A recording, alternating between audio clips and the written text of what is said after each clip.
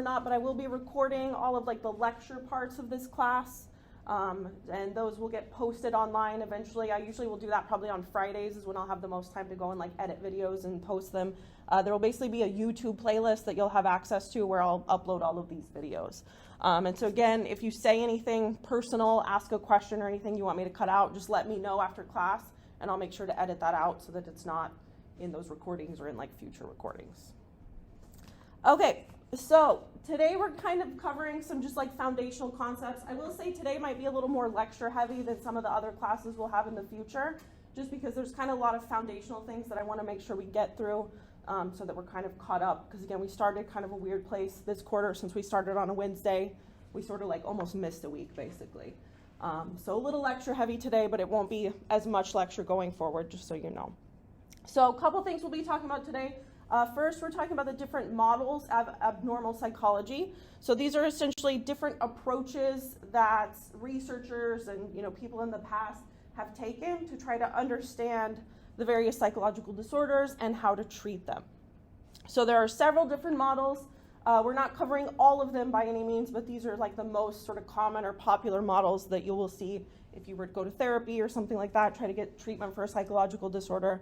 These are the ones you'd be most likely to encounter. So we're going to start by talking about the biological model, which basically, as the name implies, sort of emphasizes the biological nature of these psychological disorders. So it looks at mostly how the brain and the nervous system impact our mental health. Then we'll talk about the psychological model, which is one that you may be more familiar with if you've heard about like therapy or counseling. That's kind of like the standard sort of talk therapy. So we'll talk about that as well. We'll also talk about cognitive and behavioral models, which are also a type of talk therapy, but they're slightly different from the psychoanalytic perspective. And then we'll end by talking about what's called the sociocultural model. We will go into a lot less detail about that one, but basically that one just says that we always need to be thinking about the society and the culture and kind of the context that a person is raised in and that they're living in whenever we're making any kind of diagnoses.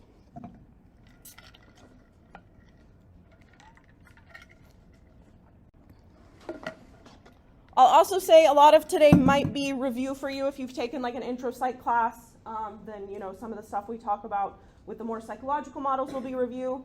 And then also if you've taken like a biology class, then some of this stuff we're going to talk about now should also be a little bit of review. But it's always good to get things repeated, make sure we're all kind of on the same page. So yeah.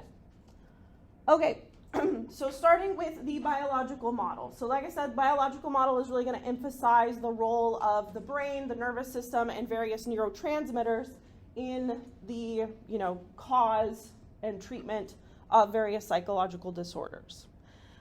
So typically this model is going to look at dysfunction as being something due to either abnormal brain anatomy or abnormal brain chemistry.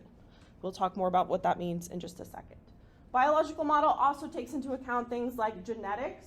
So we know that a lot of the psychological disorders we'll talk about have at least some genetic component, meaning that if you inherit a particular gene, you are maybe going to be more predisposed to develop a particular psychological disorder. It also takes into account things like hormonal imbalances. So our hormones have a direct impact on our nervous system and on our brain and vice versa. And so if there are hormonal imbalances, that can also cause some of the symptoms of these different psychological disorders. And then even things like viral and bacterial infections can often have psychological symptoms to them as well. Treatment for the biological model is typically going to involve some sort of actual medication that will target whichever system is disrupted. So typically that's going to be a neurotransmitter system, but it could also target those hormones or other things. So in order to understand the biological model, we need to kind of review a little bit about the nervous system and the anatomy of the nervous system, how it's made up, how neurons function, things like that. I find sometimes this information can be a little intimidating for students. At any point, if you feel confused or whatever, feel free to ask me questions, ask me to slow down. If this is something you haven't learned previously, like if it's not review for you, I would also recommend maybe stopping by my office hours at some point and talking to me a little bit more, because today I'm going to kind of go through it a little quickly and like skim through it.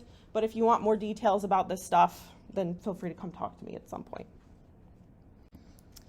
Okay, so in the nervous system, basically it's broken up into two broad parts called the central nervous system and the peripheral nervous system. We will focus mostly on the central nervous system, which is the brain and the spinal cord.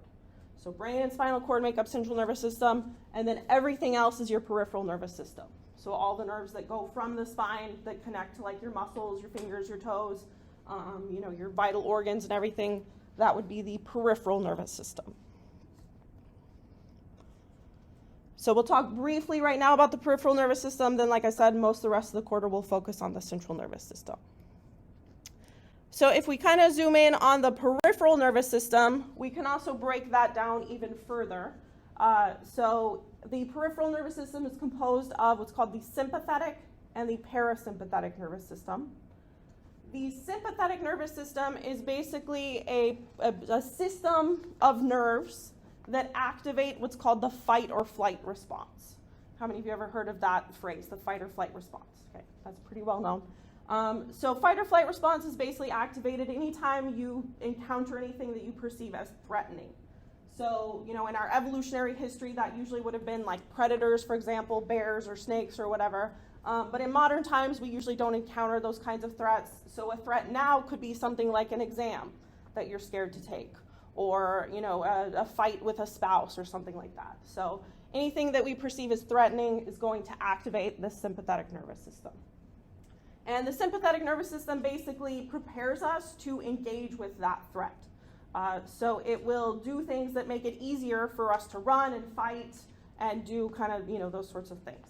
So for example, it will basically direct blood flow to our muscles so that we can run, punch, do whatever we need to do to escape or fight.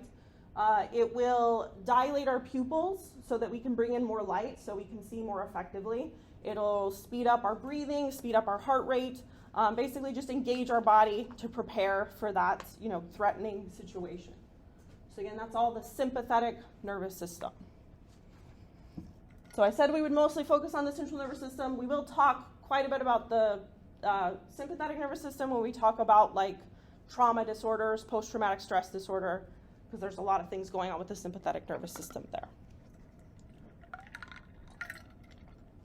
The parasympathetic nervous system is basically the opposite, or it serves the opposite function of the sympathetic nervous system. So the parasympathetic nervous system decreases our level of arousal, puts us in kind of a relaxed state, and does the opposite of everything I said before. So it will, instead of directing blood flow to the muscles, it'll direct blood flow to like our digestive system. It will contract our pupils. It will slow down our heart rate, slow down our sweating and respiration and all of that. So basically, sympathetic nervous system and parasympathetic nervous system are kind of always working like in opposites, kind of like gas and brakes, basically. At any given time, you probably have a little bit of activity from both. So like right now, you might be in some level of arousal because you're trying to engage with the content I'm saying, but you're just sitting there, hopefully comfortably. So you have kind of like a medium level of both going on at most given times, kind of in your default state. So again, that's all part of the peripheral nervous system. Any questions so far? At any point, feel free. Throw out questions, comments, anything you have. Okay, switching to the central nervous system, which again is the brain and the spine. We're going to talk quite a bit about the brain now. So the brain is made up of several different layers. I always kind of think of the brain almost like an onion, like it has, this very middle part, and then there's layers that build up on top of that. The most inner part of the brain is mostly devoted to automatic functions, to things that we never stop and think about. So, the most sort of interior part of the brain is called the brainstem, and that basically controls like our breathing and our heart rate. So the stuff that we never have to think about, you just breathe automatically, your heart beats automatically, it's just sort of happening in the background. All of that's in the inner layer of the brain. And then as you build up to those outer layers, you get to more like controlled processes, things that we have to think about in order to do them or to function. So on top of the brainstem is the midbrain, and then wrapped around that is kind of the emotional structures.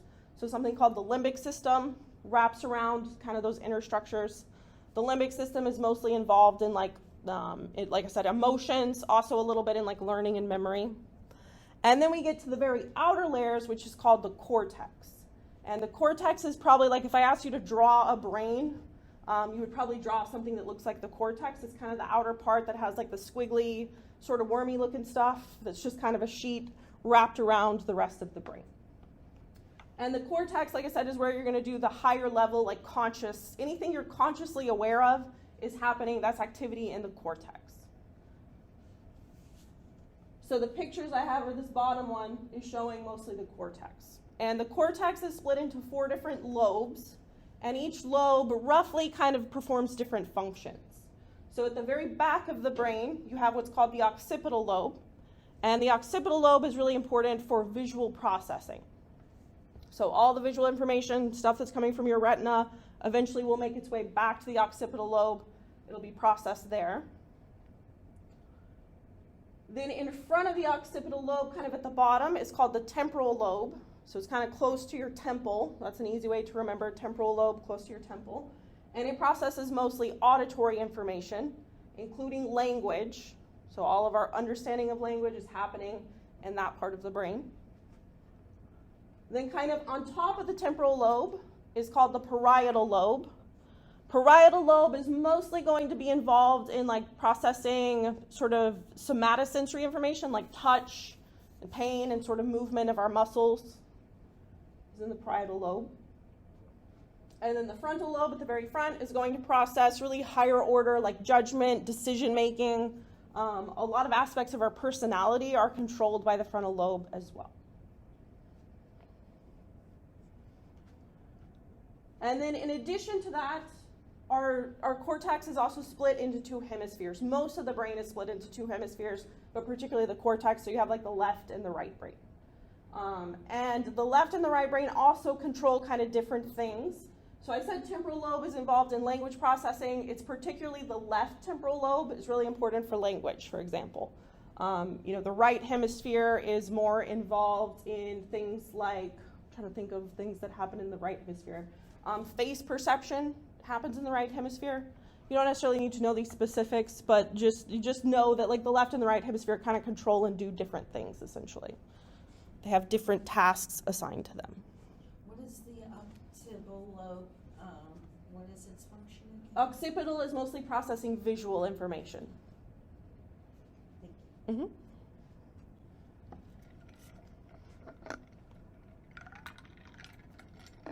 Any other questions so far?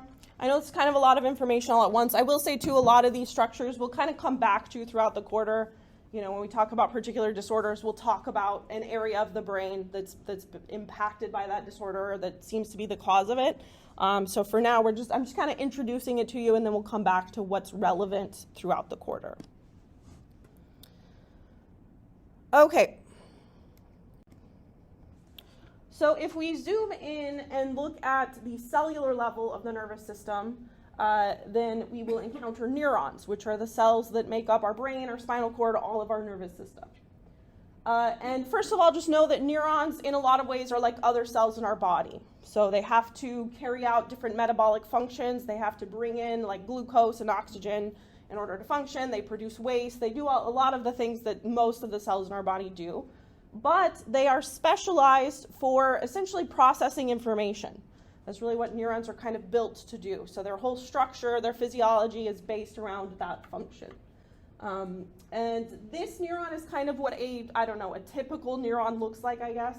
But there are lots and lots of different types of neurons that look very different from this. So just keep that in mind.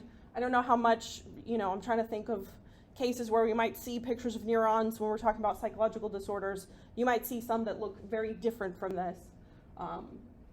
But in general, all neurons are going to have what's called the soma, which is also sometimes called the cell body.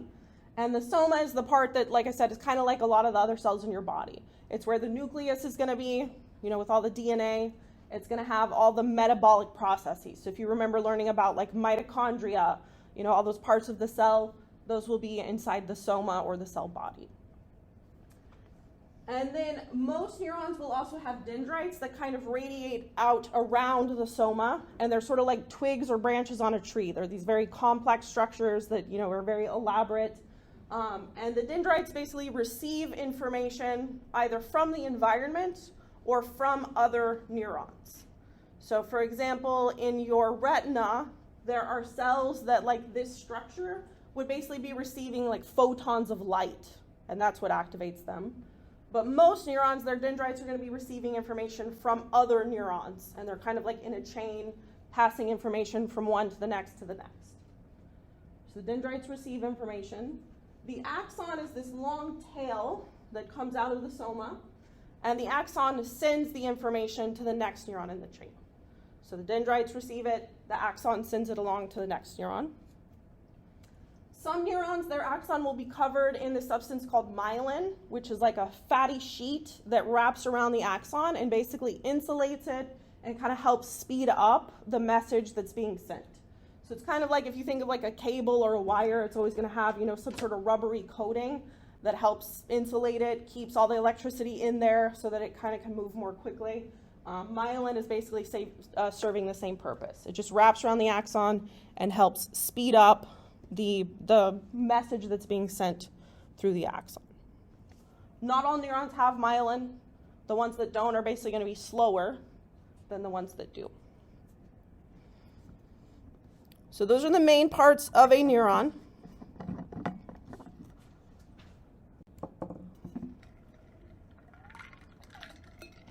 The place where neurons connect to each other is called a synapse.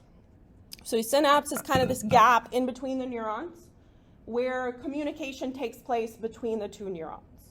So, within a single neuron, like if you're going from dendrites to the axon, the message that's being sent is essentially electrical. It's like an electrical impulse that travels the axon, kind of like electricity going down a wire. Then it gets to the end of the axon, and that electricity is basically converted into a chemical communication. So there's this whole process that happens that basically makes the neuron spit out a bunch of chemicals. And those chemicals that the neuron spits out are called neurotransmitters. So neurotransmitters is this class of substances that's released by neurons and communicates with another neuron across the synapse. And there are a ton of different neurotransmitters. We're going to talk about, I think, maybe like 6 or 7 of the most important ones on the next slide. But there are, probably hundreds of them that have been discovered at this point. So there's a lot of different neurotransmitters. So essentially, when the neuron is stimulated, there will be an electrical impulse that travels down the axon, causes the neuron to release this neurotransmitter.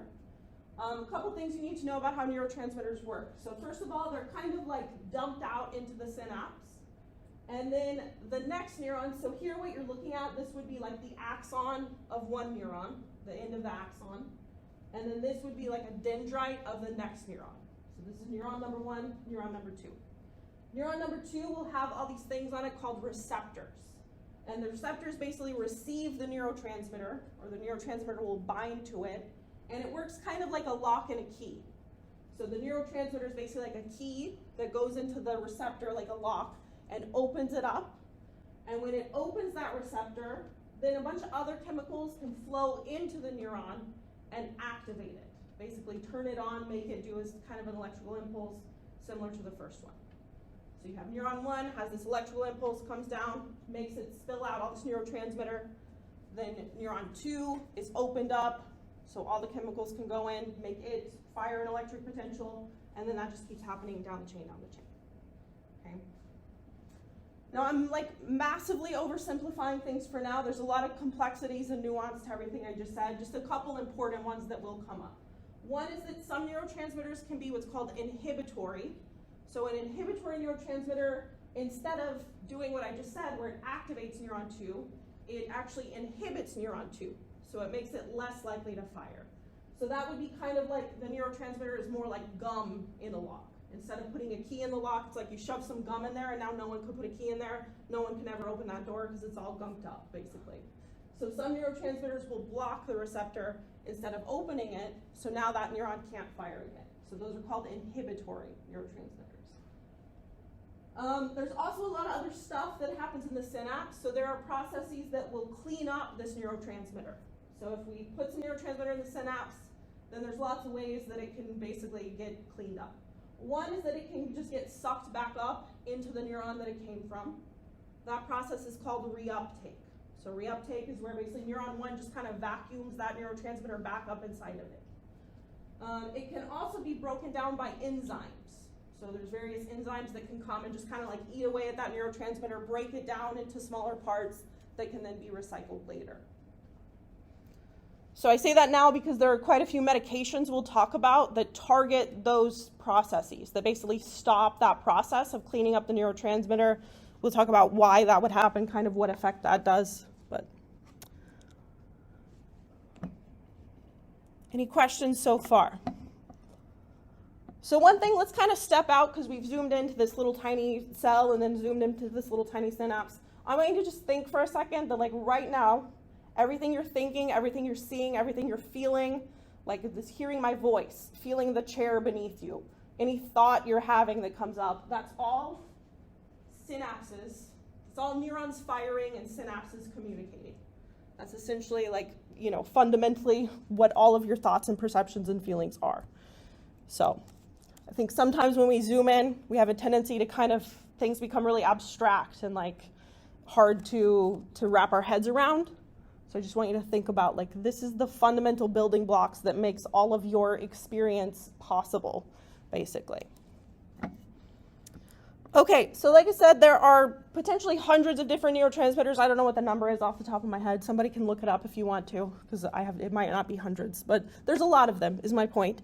Some of the most important ones that you will hear come up, you know, repeatedly probably throughout this class are listed here.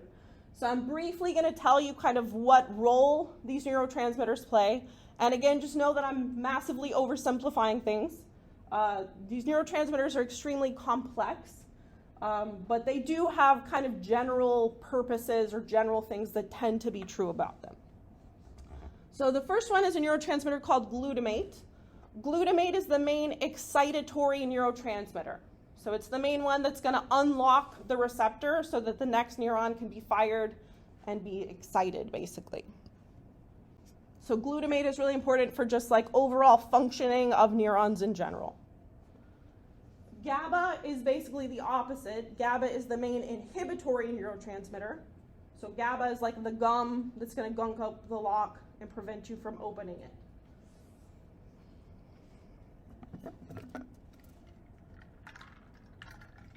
So glutamate excitatory, GABA inhibitory. The rest of these, I'm not really going to comment on whether they're excitatory or inhibitory because it can depend a lot on the specific area of the brain we're talking about and all kinds of other variables and circumstances. Dopamine is one you've probably heard of. How many of you have ever heard of dopamine? Probably the most well-known neurotransmitter. Dopamine is really important in a particular circuit in our brain that's sometimes called the reward circuit. So pretty much anything that makes you feel happy or pleasure. So you know, spending time with friends, doing your hobbies, sex, certain drugs, all of those are going to activate that dopamine system and kind of flood your brain with dopamine, which essentially makes us feel really good. Norepinephrine is another neurotransmitter.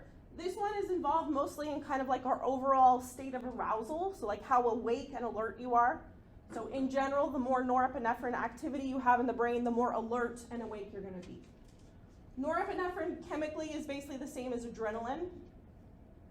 We call it adrenaline when it's out in the body. That's more like a hormone, but when that same chemical is released in the brain by a neuron, we call it epinephrine or norepinephrine. And again, that's contributing to your overall kind of state of arousal.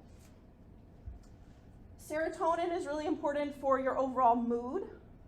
It's also important for things like social interaction and even like our sexual function, but particularly really important for our mood.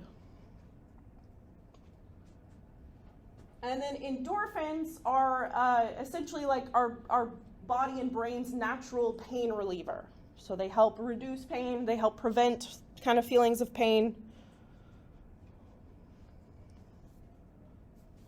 So again, there's a lot more neurotransmitters, others that will probably come up throughout the quarter, but these are kind of the main ones that we will often talk about repeatedly. Trying to think what other details I might need to mention about neurotransmitters right now. One thing to know, some of the complexity that comes into these neurotransmitters. One is that there are lots and lots of different receptors for each of these. So it's kind of like, like there's not just one lock that these neurotransmitters can fit into. They can fit into lots of different locks that are going to have lots of different functions. So that's part of why they can sometimes be inhibitory or excitatory. It just kind of depends on what receptor they're attaching to. So like serotonin, for example, serotonin is often a target for a lot of the treatments we'll talk about, a lot of the medications we'll talk about. But there's a lot of different serotonin receptors. I think there's at least like 20 different serotonin receptors that all, like if serotonin binds to one of them, it's going to have one effect. But if it binds to a different receptor, it's going to have a totally different effect. So it becomes very complicated. The other thing is that often you can have these kind of domino effects where like one neurotransmitter will open a receptor and that will cause something to happen that will then affect another neurotransmitter. So maybe glutamate will come along, open a receptor, and that'll cause the neuron to fire in a way that then opens up, that releases serotonin, and then serotonin causes dopamine to release. So you have these really complex like domino effects from one neurotransmitter to another. Did you have a question? I feel like you were. Yes. Yeah. I was wondering, I forgot, like people with ADHD, do they struggle with like dopamine levels? I think to some extent, I think more it has to do with norepinephrine and I think GABA, Okay. or maybe it's glutamate. I think it's norepinephrine and glutamate are the main ones that are involved in ADHD. And again, this is another example where it's like it also depends on what part of the brain. So typically with people with ADHD, I think they have low glutamate activity in the frontal cortex. So yeah. So then you want medications that are going to target that, but then it can become complicated because if you raise glutamate everywhere, that can cause issues. You want it to target just the frontal lobes. So yeah, it becomes very complex very quickly. Yeah. Any other questions so far? Okay. So just know as we get into talking about like treatments and medications, something we will learn about next week in more detail is that a lot of times we discover medications kind of by accident. We have a medication that we're maybe using for one thing, and then it turns out like, oh, this medication helps also with symptoms of depression. And we're not really sure why.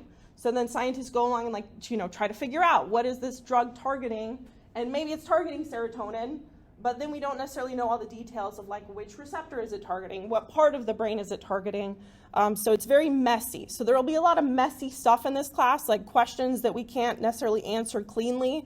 So you got to kind of find a way to just like be comfortable living in that mess, because I can't clean it up. I don't have the proper degree or training to do that. So, all right. So I'm not going to go into lots of detail about all these right now, because again, we'll come back to the ones that are relevant as we talk about particular disorders. But for biological treatments, they're all going to target these various biological mechanisms. So things like, all these drugs, all these medications I have listed, all of those are going to be targeting one of those neurotransmitter systems or some other neurotransmitter system that I didn't list here. So we'll talk about things like antidepressants and anti-anxiety medications. Stimulants are taken by people with ADHD because they lack that, glutamate that stimulates their brain, basically. Antipsychotics, mood stabilizers, all of those are just different classes of medications that, again, we'll talk about in more detail as we get to the relevant disorder. In addition to medications, other biological treatments would be things like electroconvulsive shock therapy, which maybe sounds really scary and may surprise you. How many of you knew that we are still, modern times now, using shock therapy to treat different disorders? Okay, yeah.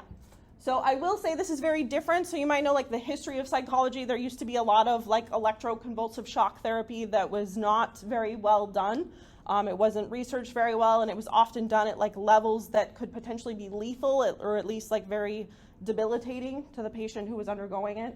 Electroconvulsive shock therapy now is very different. It's often very low levels of shock that you're getting, and it's done in really like specific ways that target certain areas of the brain, etc. Another kind of biological mechanism would also be surgery. So, that's going to be done in very rare cases in extreme situations where you might have to remove a tumor from a brain or something like that to help alleviate different symptoms. So that would be another kind of biological treatment method. So in general, medications are going to be the main type of treatment that's used from the biological perspective of psychological disorders. Okay, any questions so far about the biological approach before we shift to some of the other kind of views or approaches?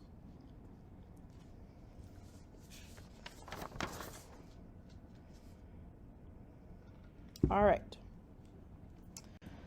So next, we'll talk about a couple of models that are not biological in nature. They're more psychological in nature. So the first one we're going to talk about is actually called, I would say it's called the psychoanalytic model. I maybe should have labeled that a little better on this slide, but I would call it the psychoanalytic model.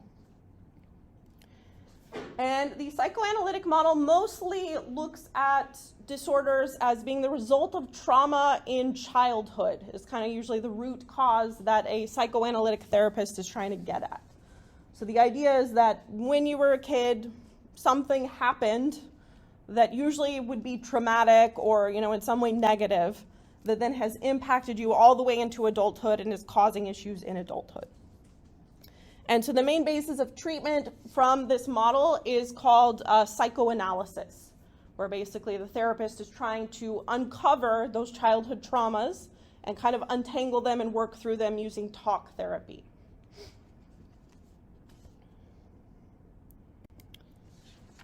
So this model of therapy and treatment was pretty much originally developed by Freud, which I'm going to guess probably all of you have heard of Freud. So Freud, obviously this very huge figure in psychology. If you've heard me talk about him in other classes, I have kind of strong opinions about Freud. So I'll give you a couple caveats before we go into too much detail about his theories. So number one is that Freud did not use a very scientific approach at all. He didn't really care too much about being scientific necessarily. All of his theories were originally based on a patient that he himself never actually saw or met.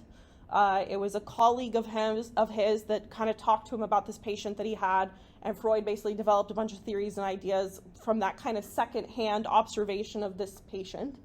Then he applied these theories only to a very narrow population.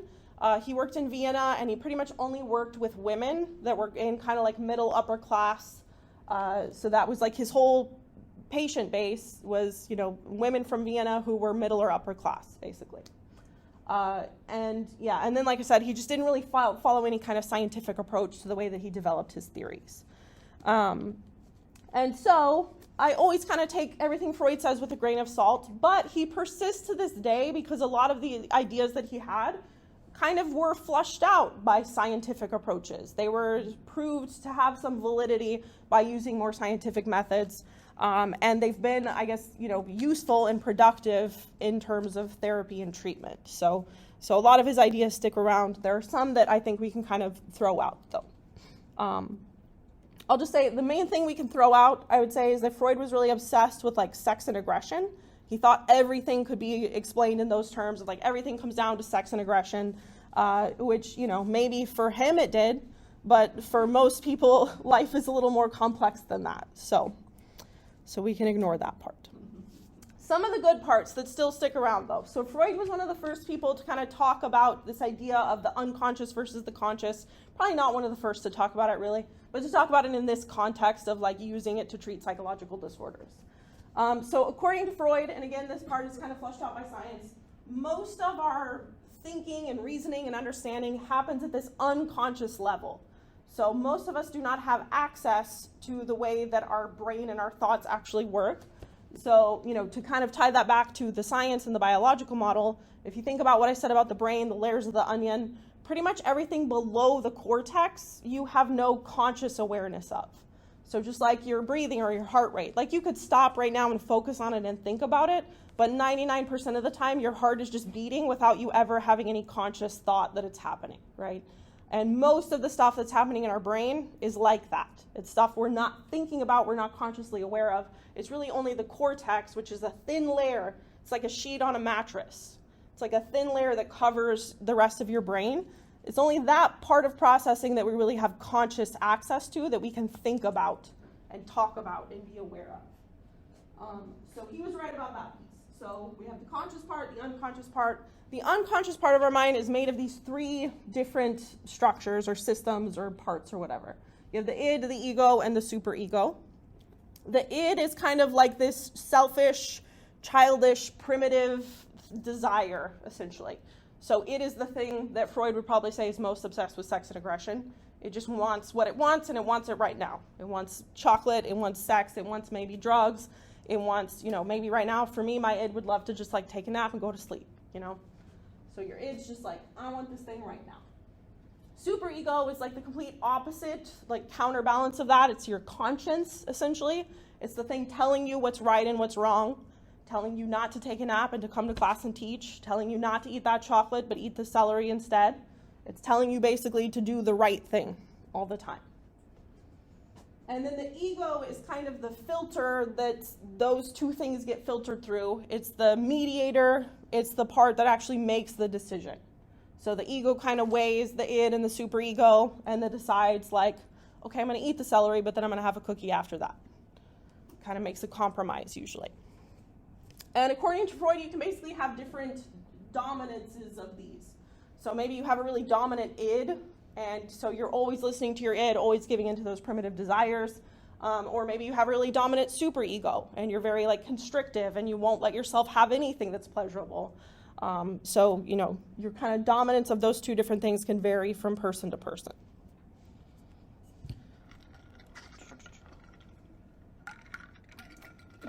Another thing I would maybe say from Freud that I think we could throw out at least, he had this idea that the job of the therapist was to model a perfect ego. So he thought that a good therapist should be trained to have the perfect balance of all of these and then model that to his patients. So I think, kind of then like Freud was basically saying that he had a perfect ego and he should model this for his patients, which I don't think was true at all, but yeah. Okay. Another big piece of Freud's kind of theory was this idea of defense mechanisms. So essentially, according to Freud, if you have a patient and you're trying to treat them using talk therapy, then you might kind of make some progress. You might ask them questions about their childhood and start kind of working through some things. But eventually you're going to get to a point where it's too difficult and too challenging and they don't want to dig into it. And so then in that case, people will resort to these different defense mechanisms to try to deflect, to try to escape kind of dealing with whatever trauma they might have had. And that doesn't happen just in therapy. It might also happen in like normal everyday life. If you're talking to your spouse about some story in your childhood and you start to get to something that's maybe a little tricky, a little traumatic, then you might use these defense mechanisms to kind of deflect and escape talking about that thing. So I have all of these listed here. I'm really quickly going to go through what each of them are. Some of them are kind of obvious. They're words you might have heard before. Others, may be kind of new to you. So denial, I think that one's pretty straightforward. You just act like whatever it is never happened. It's not true. You deny it. Displacement is where you basically take out an emotion, usually anger, on someone else. So this would be like, maybe your spouse goes to work all day and their work is really stressful, and then when they come home, they take out that anger on you or on the spouse or whatever. So they're displacing their anger and frustration from work onto their spouse instead. Projection is basically where you assume that everyone else believes or thinks the way that you do, and this is also usually with something negative. So if I'm lying or hiding something, I might accuse the people around me of lying or hiding something because I'm projecting that guilt or that shame onto the people around me. So that's projection. Rationalization, again, I think that one's kind of in the name. It's where you basically just try to come up with some rational reason for doing what you did. So maybe if I had lied, I might admit that I lied, but then I'll come up with some story about why lying was obviously the best option for me to take. It was the rational choice to make. Reaction formation is basically acting in kind of like a hypocritical way. It's acting in a way that's counter to our actual beliefs. So, maybe I believe internally that using drugs and alcohol is bad, but if I'm hanging out with my friends and I want to impress them, then maybe I'll use drugs and alcohol to try to form social bonds or whatever. Regression is where basically we revert back to tendencies that we had in an earlier time period, usually in childhood. So we might revert back to throwing tantrums or doing something that we have outgrown, but now we're kind of regressing back to that state. Repression is kind of like denial, but on a little bit higher level. Repression is where you're like hiding it from yourself even. You're like burying something so down deep that you don't even realize that it's true. You're kind of just forgetting that something happened and acting like it never did, basically. And then sublimation is where we basically take something that we know is socially unacceptable, but we try to do it in a way that would be socially acceptable. We try to kind of reroute our desires in a way that look good to other people. So the example I've given before, I think, in other classes, is let's say like maybe someone that I know was killed by a drunk driver. And I have lots of like just anger, and like deep down, all I want to do is just like murder the person that killed this person that I love, right? So I have this very like socially unacceptable thing that I want to do.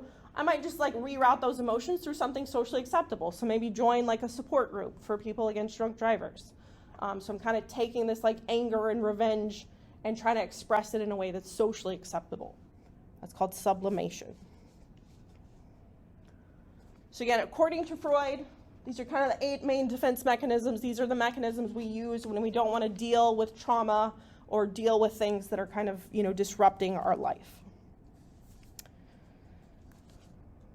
So in therapy, Freud would, basically try to identify these defense mechanisms, because to him, that's like a marker that says, okay, if someone's using this defense mechanism, that means there's something buried behind there that we need to like dig at and try to figure out and try to untangle and fix, basically.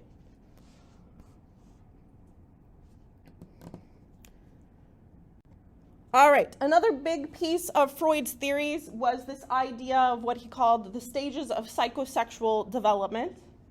And according to Freud, in our sort of upbringing, we follow these different stages. At each stage, we have a different fixation. And that fixation has to be overcome or resolved by like specific actions, which we'll talk about in a second. If it's not resolved, then that fixation will persist into adulthood and again kind of cause all sorts of issues in our adulthood. So I'm going to go through these stages and kind of tell you at each stage what the fixation was and what you had to do to resolve it. So according to Freud, in our first year of life is the oral stage. So in this first year, we have an oral fixation. We want things to be in our mouth and we want to be sucking on them. And if that's not happening, we might be upset. And so according to Freud, the way to resolve that is to successfully wean yourself from the breast or the bottle to where you can like eat whole foods. So if you can wean successfully without any trauma or dysfunction, you move on from the oral stage without any issue. If you don't, if you have issues weaning, maybe you wean too early or too late, or there's something traumatic that happens during that weaning stage, then that oral fixation will persist into adulthood. According to Freud, an oral fixation might manifest as like maybe you smoke cigarettes, maybe you eat too much food, maybe you chew your fingernails or chew on your pen. You're doing something that is unhealthy with your mouth, basically. Again, just remember, Freud didn't use a super scientific approach, so kind of take all this with a grain of salt. I don't know off the top of my head if there's a lot of evidence to support this part of his theory. Like, I don't know if anyone's done a study where they actually look at, okay, this person was weaned successfully, they don't have any oral fixation, this person was not weaned successfully. Like, I don't know if anyone's done that study. Probably not. Not that I've heard of, at least. Something, again, we can maybe research and look up later. Okay, so then you can go through the rest of these stages and they're basically kind of the same thing. So the next one is the anal stage. So according to Freud, from 1 to 3, these toddlers have basically a fixation on their anus. And the way that that one is resolved is through proper potty training. So if you can potty train effectively, then again, you're going to have no issues. You get to move on. I believe the thing with the anal stage, if you don't potty train effectively, this is where kind of like if you've ever heard the term that someone is anal. If you've ever heard that, that might be like way outdated at this point. They're like someone who like cleans a lot or is very obsessed with like cleanliness and organization. Someone might say, wow, that person's really anal. I don't know if that's a thing. But that comes from this. So according to Freud, if you don't potty train properly, then you may become obsessively, like neurotically clean in adulthood. And that would be, again, what people termed anal. Next is the phallic stage. So according to Freud, from 3 to 6, we finally kind of realized that we have genitals and that they feel pleasure. And so then the obsession becomes on that. I'm trying to remember what the way is to resolve the phallic stage, and I don't remember it off the top of my head. Any of you studied Freud's theories? No? I don't remember. I should know. I'll look it up after this class because it's going to bother me. I feel like I do know it, and it's like just not coming to my brain right now. But that's okay. We'll move on. So after the phallic stage is what's called the latency stage. This one's kind of weird. From 6 to 12 years, Freud was just like, oh yeah, we're not really fixated on anything at that point. I guess the idea was kind of that our attention shifts more outward.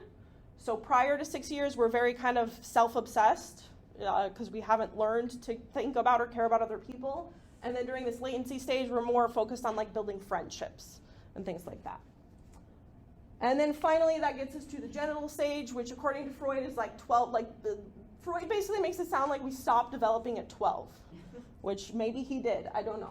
But so like at 12, we get to the genital stage. That's where we like kind of, identify our sexuality and our genitals become the obsession for the rest of our lives, essentially. So again, in context of therapy, yeah, go ahead, Karen. I googled that for you. In Yes. my documentary. I googled Freud how to resolve phallic stage, and it says the conflict labeled Oedipus conflict Oh, yes. involves Okay, the yes. unconscious Thank you. desires. Yeah. So Freud would probably say that I repressed that memory because that one's the worst of all of them.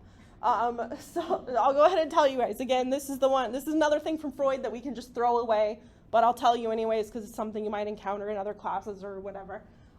So how many of you have ever heard of the Oedipus complex? Is that okay? Yeah.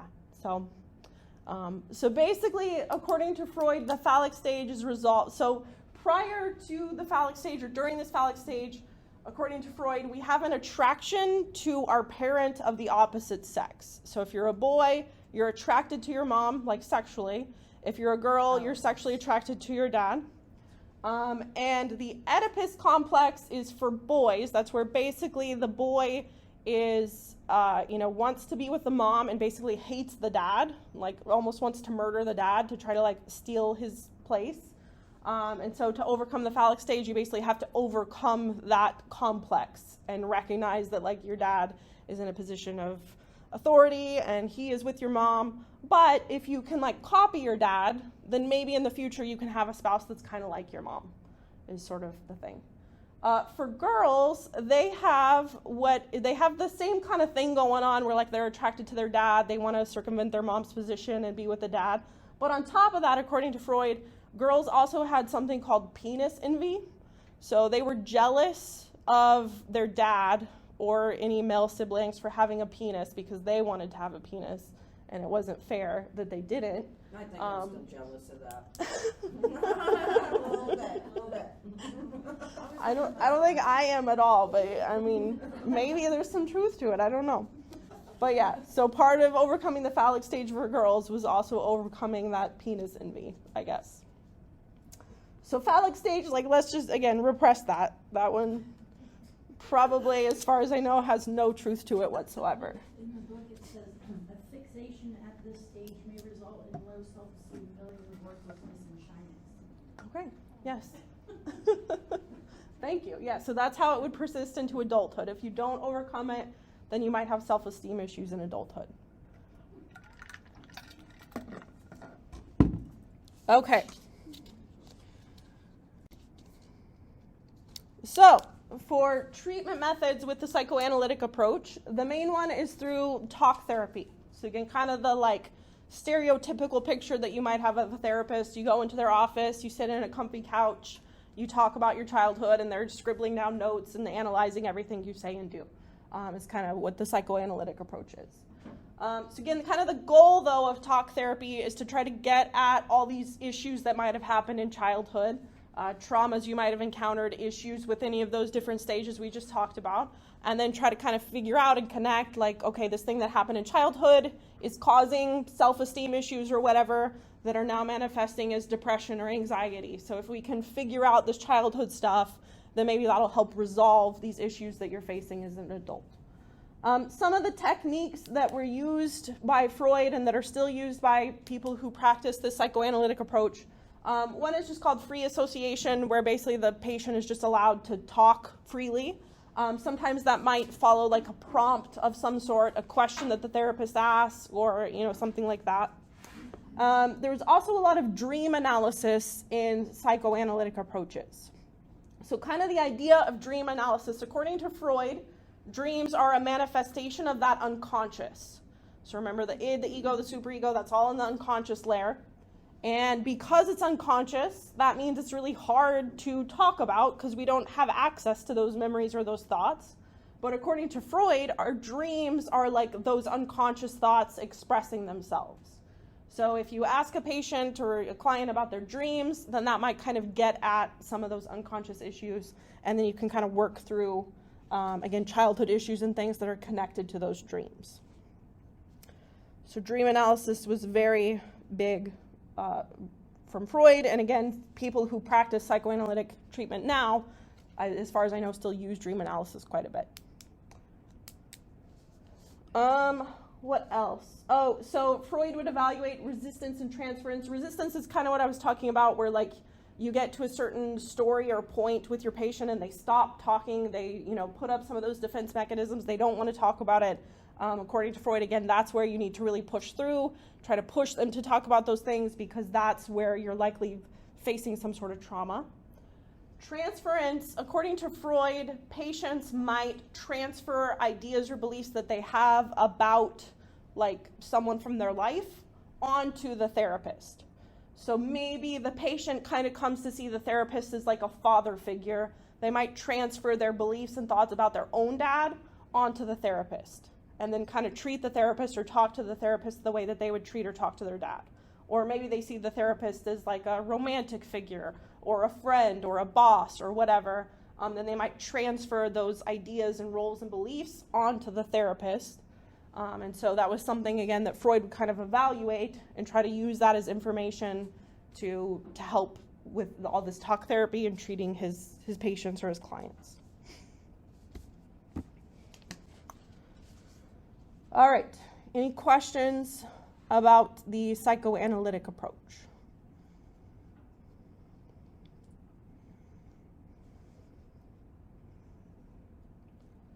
Okay. Another kind of sort of talk therapy, it's similar in some way to the psychoanalytic approach, but also very different, is what's called the behavioral model. I think your book also breaks down, there's like the behavioral model and the cognitive model, but I tend to kind of lump those together because they often end up being lumped together in like a therapy setting anyways. And they have kind of similar thoughts to them, I guess. So I kind of put them together. So the behavioral model basically views psychological disorders as manifestations of associations learned through conditioning, which is a lot of words. Basically, it's kind of similar to psychoanalytic theory in that it's often looking at the past in a way. It's looking at like how you learned things through childhood. But instead of looking at it as like those psychosexual stages or whatever, it's more about how we build associations through childhood. So as a kid, I might come to associate a certain color with something, or a certain song with something, or certain foods with whatever. And those associations carry into adulthood and may cause psychological disorders later on. So treatment basically involves identifying those associations and trying to kind of break them up or recondition them. So I'm using these words conditioning a lot. I'll kind of tell you in a little bit what that actually means. So in order to understand the behavioral model, we need to know a little bit about kind of the main mechanisms that behaviorists focus on. So behaviorists are all about trying to understand how we learn different associations, different thought patterns throughout our lifetime. So let's talk just a little bit about some of the mechanisms of learning that behaviorists are interested in. So first, there are these concepts that are called simple learning. Simple learning is very like passive and unintentional. So it's not the type of learning you're doing now where you're sitting down and like taking notes and trying to absorb information. It's more just learning that kind of happens on a day-to-day basis without even thinking about it or trying. So some examples of simple learning, one is called habituation. which is basically where we just get used to something or kind of get bored of it almost. So if you have in your house, maybe like your heater is constantly making some noise. And when you first moved into that house, that noise drove you crazy. You couldn't sleep at night because you heard it all night. But then over time, you get used to it. And you don't even hear it. It just becomes kind of like background noise. That's a type of learning that's called habituation. You basically have learned that that sound is not a threat. It doesn't mean anything bad is going to happen. It's something you can just ignore. So I'm going to ignore it and let it be in the background. That's habituation. Sensitization is kind of the opposite. It's where you become more sensitive to a stimulus over time. And usually sensitization happens because a stimulus is paired with like something bad. So maybe the first time you hear a noise in your house, it's followed by your pipes bursting and then your house floods. Well, now that sound, you're probably going to be really sensitive to. Whatever that sound was, if you hear it again in the future, you're probably going to be hyper fixated on it, hyper aware, because you know that it's kind of like foreboding that, you know, your pipes are about to burst or whatever. Perceptual learning is basically just where we become familiar with different perceptual patterns. So like learning to recognize someone's face, for example, would be an example of perceptual learning.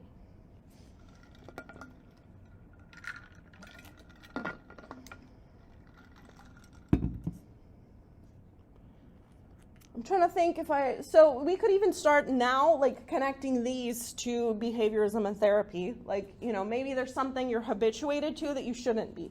Maybe, you know, in your childhood, your parents argued like really aggressively your whole childhood in a way that like wasn't healthy or productive. You might get habituated to that because you hear it all the time. You start to think it's normal. And then as an adult, now because you think it's normal, you're repeating those same patterns of behavior. So even something like simple learning can lead to, you know, these like issues later in adulthood. The main types of learning that behaviorists focus on were different kinds of conditioning. So there's classical conditioning and operant conditioning. Classical conditioning is, again, pretty passive. It's where you're building passive associations. It's very similar to simple learning in some ways, just like slightly more complex. So basically with conditioning, you're learning to associate different stimuli with each other and then responding to those stimuli in the same way. So the famous example, this comes from Pavlov with the dogs. How many of you have heard of like this experiment or whatever? Okay, great. Pretty much everyone. So yeah. So just to review really quickly, basically what Pavlov did, this was another thing that was by accident, just so you know. So Pavlov was not a psychologist, wasn't interested in like understanding learning or behavior at all. I think he was like a biologist or something like that. He was basically studying the properties of dog saliva to try to understand something about like their immune system or something like that. I might be a little bit off, but you know, he wasn't looking for this at all. And he just kind of stumbled upon this finding. So basically, every time Pavlov would give the dogs food, he had like a bell he would ring so that they would come and get the food. And he eventually realized that they would salivate at the sound of that bell even when there's no food present. And that was because they had made this association between the food and the bell. So that's kind of classical conditioning. You're making associations between something that you naturally respond to, like food, and then something that you wouldn't normally respond to, like the sound of a bell, but you pair those together, and now you give a response to the bell. So again, something that happens throughout, you know, our childhood and our lives. We're constantly making these associations between one stimulus and another. That example I gave of sensitization earlier would probably be a better example of conditioning, actually, where like if your pipes burst after a sound, then you might react to that sound because you've associated the sound with the pipes bursting. So that's classical conditioning. One of the things to note about classical conditioning, it's very passive. Like the dog didn't have to do anything. It's just the food was there, the bell was there, and the dog learned to salivate, basically. Operant conditioning is kind of like in the next level above classical conditioning. So with operant conditioning, the person or the animal has to act in order for the learning to happen. So with operant conditioning, the organism does some behavior, and then that behavior is either punished or rewarded. If it's punished, it's going to decrease the chances that they will do that behavior again. If it's rewarded, then it will increase the chances of them doing that behavior again in the future. So, this is very relevant in like training dogs. It's also very relevant in parenting and trying to like shape your child's behavior to what you want it to be. And sometimes it can happen even unintentionally. Sometimes we might reward or punish something without even realizing that we're doing it. So, some kind of obvious examples. If you have a kid who cleans their room every day, maybe you pay them an allowance to encourage that behavior. So paying them allowance is a reward. It's going to increase the chances that they keep their room clean in the future. If they make a mess of their room, you might punish them in some way. You might ground them and say you can't go see your friends. You might take away their video games. So that's going to decrease the chance that they, mess up their room in the future, right? Just to make this a little more complicated, I will say I hate the way that this is labeled, but I didn't make this up. This comes from this has been in textbooks of psychology for years and years and generations, but it can be very confusing because of the use of the words negative and positive. So really quickly, I just want you to shift your thinking. Don't think of positive as good. Think of positive and negative like mathematically, like positive is adding something and negative is subtracting something. It's taking something away. If you can shift your mind to think that way, then this becomes much more easy to understand. So, I said there's reward and punishment, but it's a little more complicated than that. We actually have what's called reinforcement, you can think of as a reward, and then punishment is punishment. Positive, like I said, you're adding something new. Negative, you're taking something away. So anytime there's reinforcement, you're going to strengthen the behavior. You're going to make it more likely that it happens in the future. Positive reinforcement, probably the easiest to understand, that would be like a reward. So that would be the example I gave. You give your child money because they're cleaning their room. That's positive reinforcement because you're giving them something new that they didn't have before. Okay? Negative reinforcement is still good. You're still rewarding them, but you're doing it by taking something away. So maybe, for example, you take away their curfew. Maybe normally they have a curfew. They're supposed to be home at 8 o'clock every night. But they've been keeping their room clean, they've been keeping their grades up, so I'm going to take away their curfew. So that's a reward because it's encouraging the behavior, but I'm taking away something. Okay? So it's negative because you're subtracting. And then punishment, it's always bad. The behavior is always weakened. So positive punishment is still bad, but you're adding something. So maybe I'm adding a curfew, right? Maybe they didn't have a curfew before, but now their room is a mess, they're failing all their classes, so I'm going to give them a curfew and tell them they have to be home at whatever time. Negative punishment, still punishment, but you're taking something away. Maybe I'm going to take away their phone or take away their video games because they didn't clean their room or whatever. Everybody understand what negative and positive means in this context? Kind of how to apply it? Okay. So again, the behaviorist would basically say throughout your entire lifetime, there's all this conditioning going on. Again, everything I just described was very intentional, like an intentional parenting choice you might make. But this can also happen unintentionally. Like maybe I have a kid who really wants my attention all the time. Like they really want me to engage with them about whatever they're doing. And maybe they get really interested in science and they love science, right? But every time they talk to me about it, I just get bored and uninterested. I don't want to think about it. I don't care about science, whatever, right? So then every time my kid's talking to me, I'm not giving them attention. So that could be almost like negative punishment. I'm taking away the attention that they like when they're talking to me about this thing that they're really interested in. So then they might learn oh, I shouldn't do science because, I'm not getting the attention that I want from talking to my parent about this. So I'm not going to go that route, right? So then maybe they end up choosing a career path that they didn't like. Okay, so in that case, the parent wasn't intending to punish the child. It was just kind of this unintentional thing that ends up being conditioning that then might cause issues later in life, in adulthood, right? So the behaviorist approach would be to kind of look at all these patterns of how have we developed all these different associations through our lifetime. How do they now cause negative thought patterns in the present, in our adulthood? So behaviorist, if someone walks into their clinician and they have anxiety or whatever, then the behaviorist would kind of maybe try to think about, okay, what is causing these negative thought patterns that lead to your anxiety? What in the past maybe led to those thought patterns, etc. Oh, the other kind of learning we can do too, according to behaviorists, is through observation or modeling. So by basically watching other people It's kind of similar mechanisms, but it's just we're watching it happen to other people instead of it happening to us. So the observer might mimic the behavior of the model depending on kind of the vicarious punishment or reinforcement.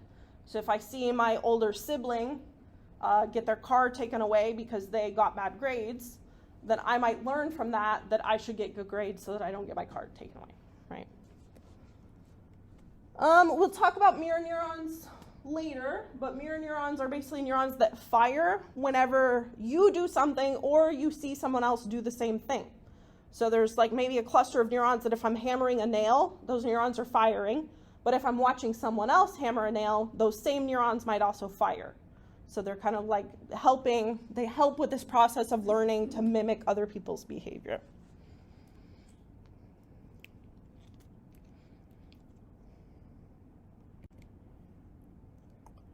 So like I said, the behavioral treatments would be using reconditioning and counterconditioning. So that's basically going back, trying to understand how did you get conditioned to have the negative thoughts or whatever that you're having now. Sort of the cognitive piece that fits into this that I'm kind of brushing over that's in your textbook has to do less with like observable behavior and more with the internal thought patterns that come from that.